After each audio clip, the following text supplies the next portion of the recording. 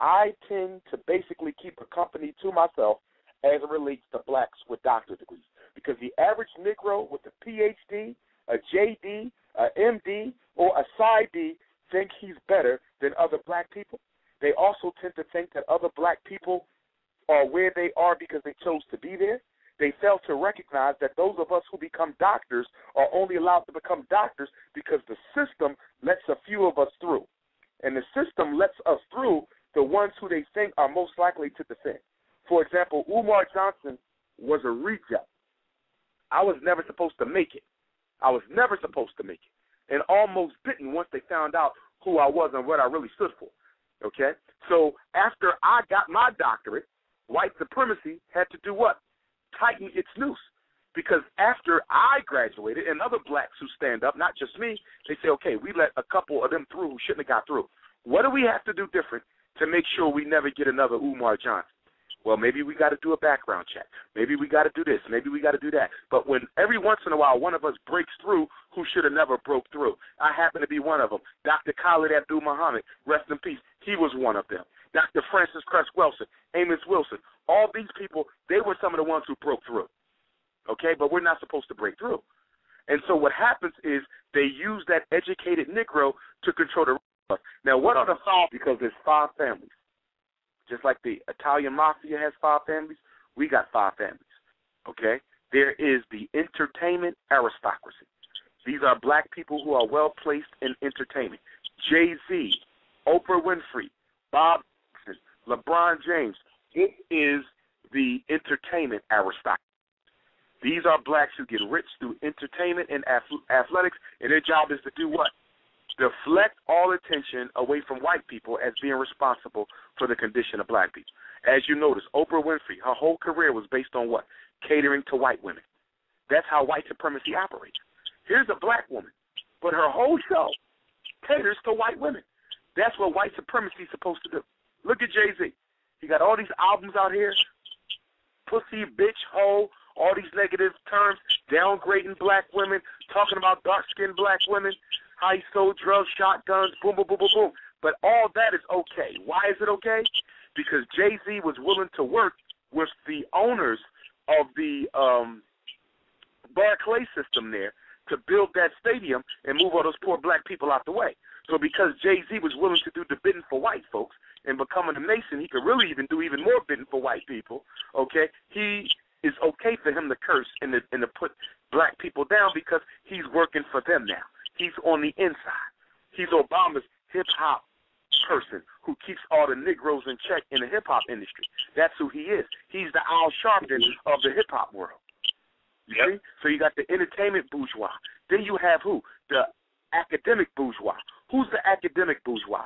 These are people like, what's his name? Cornel West. And what's the one from Harvard? Henry Louis Gates. These are Negroes with doctorate degrees, and they use their education to do what? To make black people think white people is not the problem. You the problem. Something else is the problem. Ignorance is the problem, but it's not white supremacy. See, imagine the white man in the middle of a circle, and in order to get to him, you have 5 blacks standing around him. They're protecting him. That's what the aristocracy is, the entertainment aristocracy, the academic aristocracy, and then you have the religious aristocracy. Now, the religious aristocracy is one of the worst ones. They're one of the worst ones. And why are they one of the worst ones? Because they take all black people's money and in exchange only tell them that God will solve your problems. If you listen to the average black pastor, T.D. Jakes, whose son was caught playing with his penis in a park with white men, if those of y'all who haven't heard, T.D. Jakes' son is a sexual deviant. He was caught in the park playing with his penis in front of some white guys. It's all on YouTube. It's all on the Internet. All you have to do is type it in. You have Creflo Dollar, who beat his daughter with a shoe. You have Eddie Wrong, who was molesting black boys. But they are allowed to be rich. Why? Because they dissipate black revolutionary energy into religious channels. They tell black people, okay, your problem ain't the white man. Your problem is you haven't accepted Christ. All things will change for you. Everything will improve when you accept Christ. Or once you take your shahada and go to the masjid and start dealing with the teachings of Muhammad, then you'll be okay. This is what they do. And so black people listen to them, give them all their money, and then they got a nerve to turn around and say the Koreans is robbing the black community. Yes, the Koreans are robbing the black community, but the Koreans are not the biggest robbers of the black community. The biggest robbers of the black community is the black church. Hands down, the black church is robbing black people way more than any Korean corner store. The black churches get way more money than the corner store. Very important that we understand it. The corner store,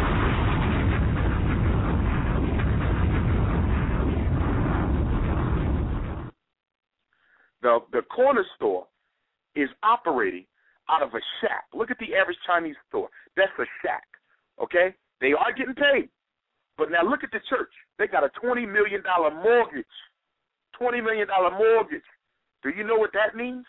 That means on top of paying the mortgage note, they also got money for furniture. They got money for trips. They got money for food. They got money for special guest speakers. It is a hustling operation. And their job is to do what? Make black people think their problem is not the white man. Their problem is their own sins. That's their job. And then they take all their money, so even if they decide to do something for themselves, they can't because they have to give their money to God, but all the money goes to the white bank, and then the white bank take God's money and then use that money to raise the property value in the black neighborhood. And so now the same black woman who gave her money to the church, that money is going to the bank, and that bank is going to use that money to raise the property tax value of her house, and now that black woman who gave her money to the bank is now going to be homeless because she ain't going to be able to pay the new property tax. Her money that she gave to God actually used to benefit the devil. And then the next family, okay, so we got the religious aristocracy, the academic aristocracy, the entertainment aristocracy, and then we got the status aristocracy. The status. These are Negroes with titles. I'm the chief of police. I'm the president of the United States. I am a governor. I'm the vice president of this.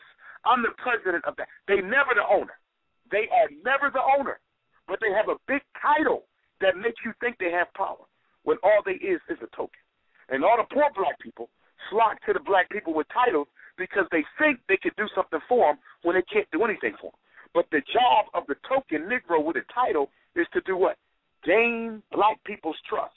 And once they gain black people's trust, black people will think that if they stick with this person, things will change, but nothing never changes. Al Sharpton is a good example of that because Al Sharpton has a title. He's an assistant to President Obama. So all the black people are drawn to Al Sharpton. Now, he don't do nothing for them, though, nothing at all, but he keeps their hope alive that if they keep on trusting him and following him, sooner or later he's going to deliver them from the white man. Total nonsense and a total waste of time. And then the last one is black people with money. Rich blacks with money. You're normally looking at $500 million or more. Now, some blacks belong to multiple categories. Jay-Z, Oprah Winfrey, Bill Cosby, Bob Johnson, they belong to multiple categories. They belong to entertainment. They also belong to Negroes with money category. These are black people with millions of dollars, and they never give that money to anything worthwhile. They know Umar Johnson trying to build a school, but they ain't wrote a check. They know that there's different institutions we need in our community, but they ain't wrote a check. Why is it that you never see athletes and entertainers and rich black people do anything to help the neighborhood? Because the number one rule to being rich and black in America, if you want to stay rich and black, never use your money to help your own people. Never. If you want to help black people, do it in Africa. You want to help black people, go to the Caribbean. You want to help black people, go to England. You want to help black people, go to Canada. But you better never be caught using your money to help improve the condition of black people. That's why Jay-Z went to Africa and he done something for one of the villages in Africa. That was real nice, but he ain't do a damn thing for Brooklyn. Oprah Winfrey went to South Africa. She built a school. I don't have a problem with that. I'm a Pan-Africanist. But you're based in Chicago with the worst school system in America, one of the worst in the world. You didn't do nothing for them. This is what they do. And then you turn on the TV, what do you see? LeBron James and Kobe Bryant posing with white kids. If you notice, every time they show you an NBA Cares program, you always see black athletes helping white children. There might be one token black, but most of the time it's white. Why can't they help their own damn children? because it's against the rules of white supremacy. If you want to be a rich black person, enjoy your money, spend your money, but don't spend it on your own kind. Or, don't spend it on your own kind to help your own kind. You could blow 50 racks. You could throw a party. King of Diamonds. You could blow 50 racks at King of Diamonds. You could buy all the sneakers in the world. You could show off your Louis Vuitton sheets and all of that stuff. But if you Negroes even act like you want to help the condition of the Negroes around you, oh, no, we pulling plugs. You know what I mean? We coming up with scandals and all kind of shit. You getting pulled over, we putting a gun on you, something is going to happen to sit you down. They're going to Cat Williams you. Yes, indeed. And we left out two things. There's two honorary positions. One, there's a light-skinned supremacy ring amongst the black aristocracy. Now, you could be dark-skinned and be a black aristocracy. Now, remember Vernon Jordan, Bill Clinton's buddy, who took the Monica Lewinsky rap, okay? Yes. Vernon Jordan, okay? He, dark-skinned brother, he made it to the aristocracy. But if you're light-skinned, sometimes you can get a special privilege because white people don't like being around dark-skinned blacks. They don't like being around black people, period. But if you got a brother or sister who's light-skinned and they belong to the aristocracy, that gives them an extra preference. But there's another special category that gives you even more preference than just having light skin, and that is if you're homosexual or lesbian. If you are homosexual and lesbian and you are in the black aristocracy, there is no limit to which you cannot climb. In fact, you can become president of the United States. Oh. Talk about it. And so that's why it's so important for us to build schools for our children so they can understand how white supremacy operates. See, white supremacy is a system. And because it is a system, we should never fall for any type of a token advancement because individuals don't change systems. People change systems, not individuals. So they give you a black president, but white supremacy has not changed. The system remains the same. They give you Oprah Winfrey. But white supremacy has not changed. The system is still the same. They give LeBron James. White supremacy has not changed. The system has remained the same. That's why we have to stop thinking we're doing better because you see another black face in a high place. White supremacy is a system. For example, take the worst public school in New York City. Take the worst public school in Philadelphia. Give that public school the best black principal you can find. Even with the best black principal you can find, the children are still going to fail. How can they fail with the best black principal in the damn country? Because the system in place prevents the children from being able to be successful. It prevents the black principal from being able to accurately administer instruction in that school. In other words, all the teachers are still what? White crackers who don't want to teach our children. Okay? Also, the manner in which the principal is going to be ordered to spend that money is still going to be the same. So they won't be able to redirect that money to the programs that's necessary in order to help the black children.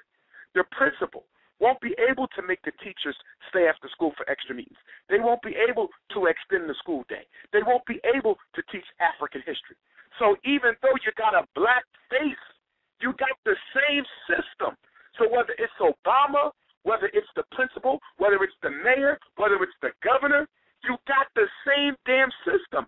I don't care if I have a black mayor. The system is still controlled by white people. So until you change the nature and function of the system, white supremacy is still in charge no matter whose face